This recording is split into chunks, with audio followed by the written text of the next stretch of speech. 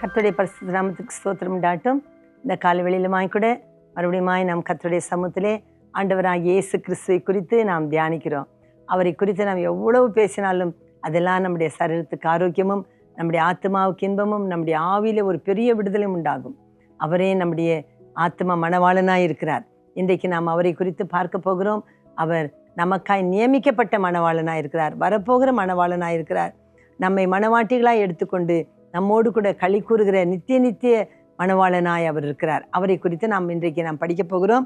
அதை எபிரேயர் 1ஆம் அதிகாரத்தில் நாம் பார்க்கும் பொழுது, பூர்வ காலங்களிலே பங்கு பங்காகவும் வகை வகையாகவும் தீர்க்கதரிசிகள் மூலமாய் பிதாக்களுக்கு திருவுளம் பற்றின தேவன் ஆதி காலத்திலே பிதாக்களுக்கு தீர்க்கதரிசிகள் மூலமாய் திருவுளம் பற்றினார். ஆனால் இந்த கடைசி நாட்களிலோ குமாரன் மூலியமாய் நமக்கு திருவுளம் பற்றுகிறார். நம்மோடு கூட பேசுவதற்காக பிதாவாகிய தேவன் குமாரனை தெரிந்து கொள்கிறார். அதனால குமாரனை நமக்காக அனுப்பி கொடுத்தார். எவ்வளோ பெரிய தியாகம் பார்த்தீங்களா? அப்போ பூர்வ காலத்தில் தீர்க்கதரிசிகள் இருந்தார்கள். ஆனால் நமக்கும் ஆண்டவராகிய இயேசு கிறிஸ்துவை கொண்டு ஆண்டவர் நமக்கு சகலவற்றையும் சொல்லிக் கொடுக்க அவரையே பூலோகத்துக்கு அனுப்பி கொடுத்தார். இவரை சர்வத்துக்கும் சுதந்திரவாளியாய் நியமித்தார்.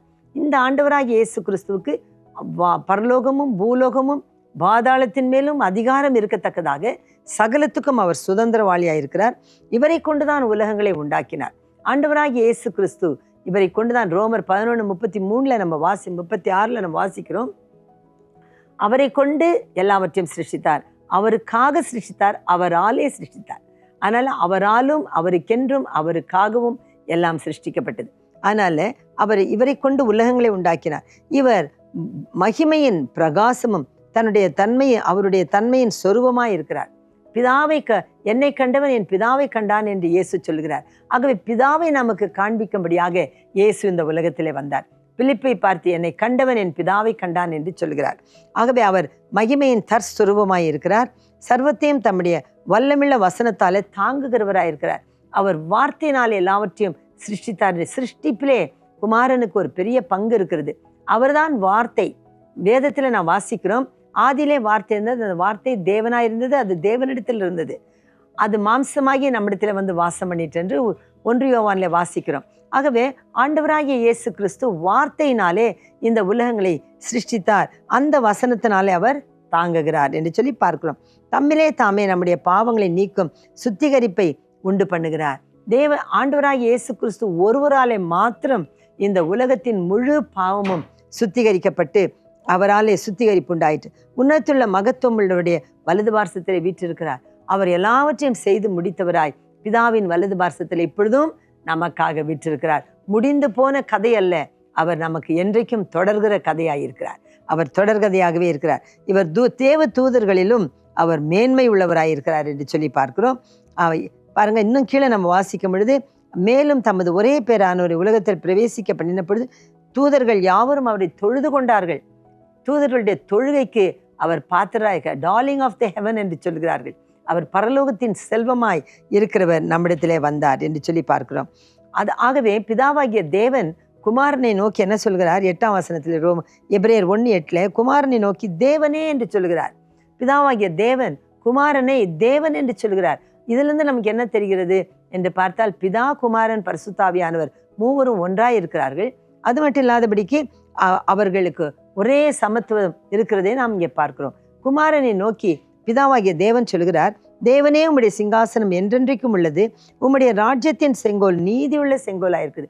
ஆண்டவராகிய இயேசு கிறிஸ்து அவர் ராஜாதி ராஜாவாக இருக்கார் என்று கடந்த வாரத்தில் நாம் பார்த்தோம். அவருடைய ராஜ்யம் நீதியும் சமாதானமும் பரிசுத்தமாக இருக்குது. அவருடைய செங்கோல் நீதியின் செங்கோலாக இருக்குது. பார்த்தீங்களா? ஆண்டவராகிய இயேசு கிறிஸ்து எவ்வளோ மகத்துவம் உள்ளவராக இருக்கிறார். அவர் நீதியை விரும்புகிறார். இயேசு நீதியை விரும்புகிறார், அக்கிரமத்தை வெறுக்கிறார். ஆதலால் உம்முடைய தேவன் உமது தோழர்களை பார்க்கிறோம், ஆனந்த தைலத்தினால் உம்மை அபிஷேகம் பண்ணினார் என்று பார்க்கிறோம்.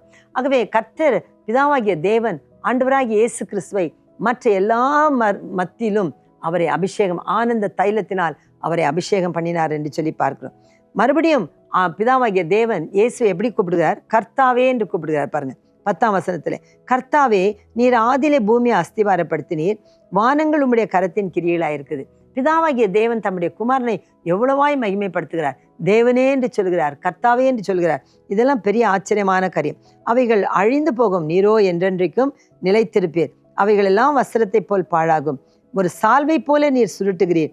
அவைகளெல்லாம் மாறிப்போகும், நீரோ மாறாதவரார். இந்த வானமும் பூமியும் மாறிப்போகும், ஆனால் ஆண்டவராய் இயேசு கிறிஸ்து நேற்றும் இன்றும் என்றும் மாறாதவராய் இருக்கிறார். இதெல்லாம் பிதாவாகிய தேவன் கொடுக்கிற சாட்சியாக இருக்கிறது. எவ்வளோ பெரிய அதிசயம்! உம்முடைய ஆண்டுகள் முடிந்து போவதில்லை என்று சொல்லியிருக்கிறது. மேலும் உம்முடைய சத்துருக்களை உமக்கு பாதப்படியாக்கி போடும் வரைக்கும் நீர் என்னுடைய வலது பார்சத்தில் உட்காரும் என்று தூதர்கள் யாருக்காகிலும் எப்பொழுதாகிலும் அவர் சொன்னதுண்டா? பிதாவாகிய தேவன் எந்த தூதனையாவது பார்த்து நீர் என்னுடைய வலது பார்சத்தில் உட்காரும், உம்முடைய சத்துருக்களை நான் உமக்கு பாதப்படியாக்கி போடுவேன் என்று சொல்லவில்லை. ஆனால் சங்கீதங்களில் நான் வாசிக்கிறோம், பிதாவாகிய தேவன் ஆண்டவராகிய இயேசு கிறிஸ்துவை பார்த்து, என் தேவனே, உம்முடைய சத்துருக்களை உமக்கு பாதபடியாக்கி போடுவேன் என்று அவர் சொல்லுகிறார். பார்த்தீங்கன்னா, இப்படி ஆண்டவராகிய இயேசு கிறிஸ்துவை பிதாவாகிய தேவன் உயர்த்தி பேசுகிறதை பார்க்கிறோம். இவர் என்னுடைய நேசகுமாரன், இவரில் நான் பிரியமாக இருக்கிறேன் என்று சொல்கிறார். காரணம் என்ன? இயேசு கிறிஸ்து அவருடைய முதல் செயலாக பிதாவாகிய தேவனை மகிமைப்படுத்துவதுதான் அவருடைய காரியமாக இருக்குது. இந்த ஆண்டவராகிய இயேசு கிறிஸ்துவனுடைய எவ்வளோ நல்ல குணங்களை நாம் பார்த்தோம். அவர் சுற்றி திரிந்து நன்மை செய்கிறவர். அவர் சகலவற்றிலும் தம்முடைய பிதாவுக்கு கீழ்ப்படிந்தார். ஏழ்மையானவர்களையும் தாழ்மையானவர்களையும் அவர் தெரிந்து கொண்டார். பிள்ளைகளை நேசித்தார். அவர் இன்னும் பல காரியங்களை நாம் ஆண்டவராகிய இயேசு கிறிஸ்துவை பற்றி பார்த்தோம். இன்றைக்கு பிதா அவரை எப்படி கனம் பண்ணுகிறார், எப்படி பிதாவாகிய தேவன் அவரை ஒரு மணவாளனாய் அவர் சித்தரித்திருக்கிறார், அவருக்காக எல்லாவற்றையும் காத்து கொண்டிருக்க செய்திருக்கிறார். இதெல்லாம் பிதாவினுடைய மகத்துவமான ஒரு கிருபையாய் காணப்படுகிறது. பாருங்க, சங்கீதம் 45 பார்க்கிறோம், 45:2 வாசிக்கிறோம், எல்லாம் அனுப்புத்திலும் நீர் மகா சௌந்தரியம் உள்ளவர். பார்த்தீங்களா, அவரை குறித்து பாடுகிற பாட்டு. இயேசு கிறிஸ்து மகா சௌந்தரியம் உள்ளவர். ஆனாலும் அவர் இந்த உலகத்துக்கு வந்த பொழுது நமக்காக அந்த கேடு அடைந்தார் என்று சொல்லி பார்க்கிறோம். அவரை பார்த்தவர்கள் பிரமித்தார்கள். அப்படி போல ஒரு பயங்கரமான ரூபத்தை அவர் எடுத்து அந்த கேடு அடைந்து நமக்கு ரட்சிப்பை அவர் ஏற்படுத்தினார். உம்முடைய உதடுகளில் அருள் பொழிகிறது. ஆண்டவராகிய இயேசு கிறிஸ்து யாரையும் நோக பேசவே இல்லை, கடிந்து கொண்டார். ஆனாலும் அவருடைய ரட்சிப்புக்காக அவர் வழியை திறந்தார் என்று பார்க்கிறோம். பாவிகளை கூட கர்த்தர் அன்பினால் சேர்த்து கொண்டார். ஆகையால் தேவன் உம்மை என்றென்றைக்கும் ஆசீர்வதித்திருக்கிறார். அவருடைய வாயிலே அருள் பொழிகிறதா இருக்கிறது. பிதாவாகிய தேவன் அவரை ஆசீர்வதித்திருக்கிறார். சங்கீதம் 45:3 வாசிக்கிறோம், சௌரியவானே, உம்முடைய மகிமையும் உம்முடைய மகத்துவமாகிய உம்முடைய பட்டயத்தை நீர் அறையிலே கட்டி கொண்டிருக்கிறீர். பார்த்தீங்கன்னா, ஆண்டவராகிய இயேசு கிறிஸ்து பட்டயத்தை கட்டிக்கொள்ளும் ஒரு நாள் வருது. அது என்றைக்கு என்று பார்க்கும்போது நாம் வெளிப்படுத்தல் 19 அதிகாரத்தில் நான் வாசிக்கிறோம். 16 அதிகாரத்தில் கூட அர்மகதோன் யுத்தம் நடக்கும். 16:16 வாசிக்கிறோம், அர்மகதோன் யுத்தம் நடக்கும். அப்பொழுது அவர் பட்டயத்தை அறையிலே கட்டினவராய் அநேக கிரீடங்களோடு கூட வெள்ளை குதிரையின் மேல் வந்து அவர் யுத்தத்தை பண்ணுவார் என்று சொல்லி பார்க்கிறோம். ஆகவே அவர் அருள் பொழிகிற உதடுகளை உடைய அன்புள்ள தேவனாய் இருந்தாலும் அவர் அறையிலே பட்டயத்தை கட்டி யுத்தங்களை செய்து இரத்தத்தை வெள்ளமாய் ஓட பண்ணுகிற ஒரு சௌரியவானாய் இருக்கிறார்.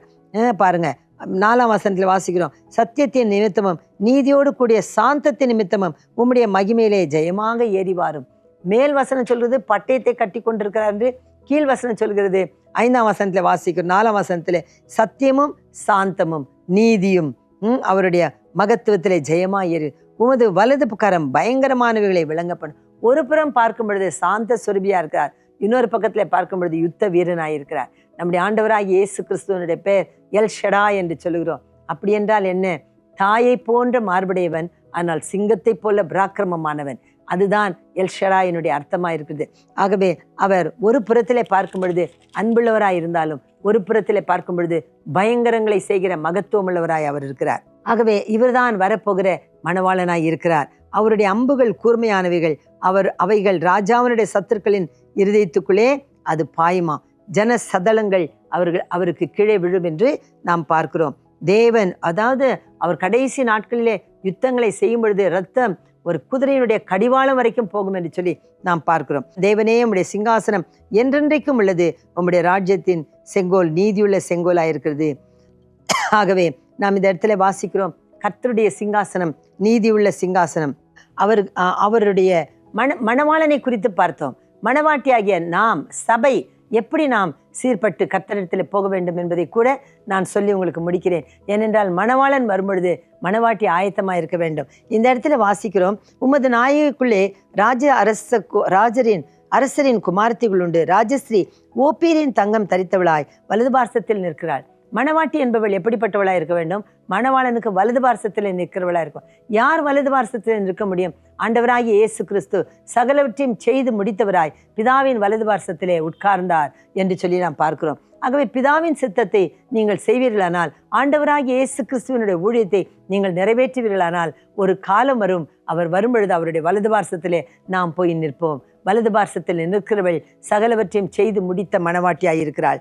அது மட்டும் இல்லாதபடிக்கு, குமாரத்தியே கேள், உன் செவியை சாய்த்து சிந்தித்துக்கொள், உன் தகப்பன் வீட்டையும் உன் ஜனத்தையும் மறந்துவிடு என்று சொல்லப்படுது. அப்போ மணவாட்டி ஆகிய சபை எப்படி இருக்க வேண்டும்? இனம் ஜனம் என்று சொல்லுகிற இந்த உலகம், இந்த நம்முடைய இரத்த மாம்சமான காரியங்கள், இவள் எல்லாவற்றையும் மறந்தவர்களாய் கர்த்தருடைய ராஜ்யத்தின் வேலை செய்கிறார். இயேசு கிறிஸ்து சொன்னார், ஒருவன் என்னை பின்பற்றி வர விரும்பினால் தன்னைத்தான் வெறுத்து தன் சிலுவை எடுத்துக்கொண்டனை பின்பற்ற கடவன். என் நிமித்தம் ஒரு தகப்பன் தாயை நீங்கள் விட்டீர்களானால் இம்மையிலே நீங்கள் நூறத்தனியாய் பெற்றுக்கொள்வீர்கள் என்று சொல்லுகிறார். ஆகவே இந்த இடத்துல குமாரத்தியே என்ற பொழுது அது மணவாட்டிக்கு அடையாளமாக இருக்குது. அவள் சகலவற்றையும் வெட்டவளாய் வெறுத்தவளாய் கர்த்தர் பின்னே ஓட வேண்டும். அப்பொழுதுதான் ராஜா உன் அழகிலே பிரியப்படுவார். அழகு என்று சொன்னால் வெளித்தோற்றம் அல்ல, உள்ளான பூரண மகிமை. அந்த உள்ளான பூரண மகிமை என்னத்தை காண்பிக்கிறது? நாம் 13ஆம் வசனத்தில் வாசிக்கிறோம், ராஜஸ்ரீ உள்ளான பூரண மகிமை உள்ளவள். அந்த உள்ளான பூரண மகிமை என்ன? அது நாம் 1 பேதுரு 3:5 வாசிக்கிறோம். அமைதலும் உள்ளத்தில் மறைந்திருக்கிற அந்த சாந்த குணம், அதுதான் உள்ளான பூரண மகிமையா இருக்குது. அந்த பூரண மகிமை உள்ளவள் தான் மணவாட்டி. இன்றைக்கு சபைக்கு தேவையானது இதுதான், சாந்தமும் உள்ளான மகிமையான பூரண அழகும் அமைதலுள்ள ஆவியாய் இருக்கிறது. இப்பிரபஞ்சத்துக்கு ஒத்த வேஷம் நாம் தெரியாமல் கர்த்தருக்கு பிரியமும் உன்னதமான சித்தம் ஆகிய பரிபூர்ண சித்தம் இன்னதென்று அறிந்து அதன்படி நாம் செய்யும் பொழுதுதான் நாம் கர்த்தருக்கு பிரியமானவர்களாய் மாற முடியும். இன்னும் கூட மணவாட்டியை குறித்து நாம் பார்க்கும் பொழுது அவளுடைய உடை சரிகை என்று பார்க்கிறோம்.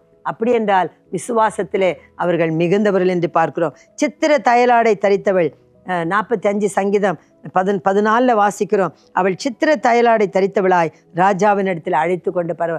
சபை இன்றைக்கு சித்திர தையலாடை என்றால் உபத்திரவத்தின் வழி. ஒரு சித்திரம் போட வேண்டும், சித்திர தையலாடை, எம்ப்ராய்டரி ட்ரெஸ், அதை நாம் தைக்க வேண்டும் என்றால் எத்தனை விசை ஊசியானது குத்தி எடுக்கிறது. அதுபோல இன்றைக்கு உபத்திரவத்தின் வழியாய் சபை போனாலும் அந்த உபத்திரவத்தை கர்த்தர் எல்லாவற்றையும் கணக்கில் வைப்பார். அவர் சித்திர தையலாடை தரித்தவளாய் தேவனுக்கு முன்பாய் எல்லா உபத்திரவங்களும் நமக்கு அழகான வஸ்திரமாய் மாறுகிறது. அது மட்டும் இல்லாதபடிக்கு அவளுக்கு பின்னே செல்லும் தோழிகள் கன்னிகைகள் கூட்டிக் கொண்டு வரப்படுவார்கள். அவள் மாத்திரமல்ல, மணவாட்டி மாத்திரமல்ல, அநேக கன்னிகைகளை தனக்காக அவள் சேர்த்து கொள்கிறாள். ரெபேக்காள் அவள் தன் கணவன் வீட்டுக்கு போகும்பொழுது 10 தாதிகளை கொண்டு போனாள் என்று பார்க்கிறோம்.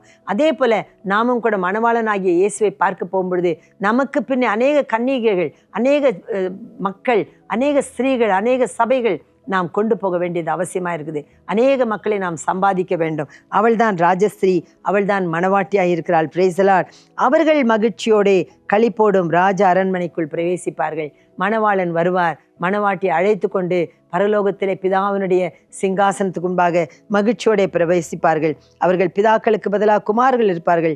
அவர்கள் பூமி எங்கும் பிரபுக்களாய் வைப்பேர். மணவாளன் மணவாட்டியை சம்பாதித்த பிற்பாடு 1000 அரசாட்சிகள் இதே பூமியிலே நடக்கும். அந்த அரசாட்சியின் போது கர்த்தர் நம்மை பிரபுக்களாய் அந்த இடங்களிலே அவர் வைப்பார், ராஜாக்களாய் வைப்பார். உமது நாமத்தை எல்லா தலைமுறையிலும் பிரஸ்தாபப்படுத்துவேன். நிமித்தம் ஜனங்கள் உம்மை என்றென்றைக்கும் உள்ள சதா காலங்களிலும் துதிப்பார்கள். இதெல்லாம் நம்முடைய ஆண்டவராகிய இயேசு கிறிஸ்து அவர் இந்த பூமியிலே வந்து ஆசாரியனாய் இருந்தார். அவர் நமக்கு தீர்க்கதரிசியாய் இருந்தார், ராஜாவாய் இருந்தார். இப்பொழுது வரப்போகிற மணவாளனாய் இருக்கிறார்.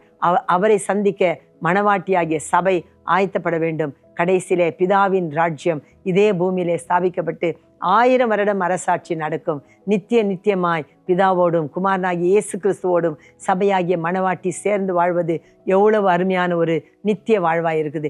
இதுக்கு நாம் ஆயத்தமாகுவோம். இதிலே நாம் கவனமாய் இருப்போம். வேதத்தை வாசித்து இன்னும் அதிகமாய் ஆண்டவராகிய இயேசு கிறிஸ்துவின் மகிமையை தெரிந்து கொண்டு அவருடைய மகிமைக்கு சரியாய் நாம் வளர வேண்டும். குமாரனுடைய வளர்ச்சிக்கு தக்க பூரண புருஷராய் வளருங்கள் என்று வேதம் சொல்கிறது. ஆகவே நாம் வளர்ந்து முன்னேறுவோம், குமாரனுக்கு பிரியமாய் மாறுவோம். கர்த்தருடைய ராஜ்யத்திலே நாம் பங்காளிகளாக இருப்போம். கர்த்தர் உங்களை ஆசீர்வதிப்பாராக. நாம் ஜெபம் பண்ணுவோம். பிதாவே, நாங்கள் நன்றியோடு ஸ்துதிக்கிறோம். ஆண்டவராகிய இயேசு கிறிஸ்துவை குறித்து பல கோணங்களிலே நாங்கள் சிந்தித்தோம். ஆண்டவரே, இன்றைக்கு வரப்போகிற மணவாளனாய் அவர் இருக்கிறதை நாங்கள் படித்தோம். கர்த்தாவே, உமக்கு நாங்கள் நன்றி சொல்லுகிறோம். ஆண்டவரே, மணவாளனுக்கு ஏற்ற மணவாட்டியாய் சபைகள் மாற வேண்டும். இந்த நாட்களில் இருக்கிற விசுவாசிகளாகிய நாங்கள் கர்த்தருக்கு பிரியமாய் நடக்க எங்களுக்கு கிருபை தாரும். ஆண்டவரே, உம்முடைய குணாதிசயங்கள் எங்களிலே காணப்பட நாங்கள் ஒவ்வொன்றாய் கற்றுக்கொண்டு அதன்படி செய்ய எங்களுக்கு உதவி செய்யும். எல்லா துதிகான மகிமை உமக்கு கொடுக்கிறோம். கேட்ட எல்லா மக்களும் கர்த்தாவே சத்தியத்திலே நிலைத்திருந்து மணவாட்டியின் ஸ்தானத்தை பெற உதவி செய்யும். இயேசுவின் நாமத்தில் ஜெபிக்கிறேன் பரலோக பிதாவே, ஆமென். நாம் ஆண்டவராகிய இயேசு கிறிஸ்துவை குறித்து பேசின எல்லா காரியங்கள் உங்களுக்கு பிரயோஜனமாக இருக்கும் என்று நினைக்கிறேன். நீங்கள் ஏதாவது விட்டு விருந்தால் மறுபடியும் நீங்கள் திருப்பி பார்க்கலாம். யூடியூப்ல உங்களுக்கு அது எல்லா நாளும் கிடைக்கும். ஆகவே கர்த்தராகிய இயேசு கிறிஸ்துவை குறித்து இன்னும் அதிகமாய் அறிந்து கொள்ளுங்கள். அவரை நேசியுங்கள், அவரை பின்பற்றுங்கள். கர்த்தர் உங்கள் எல்லாரையும் ஆசீர்வதிப்பாராக. ஆமென்.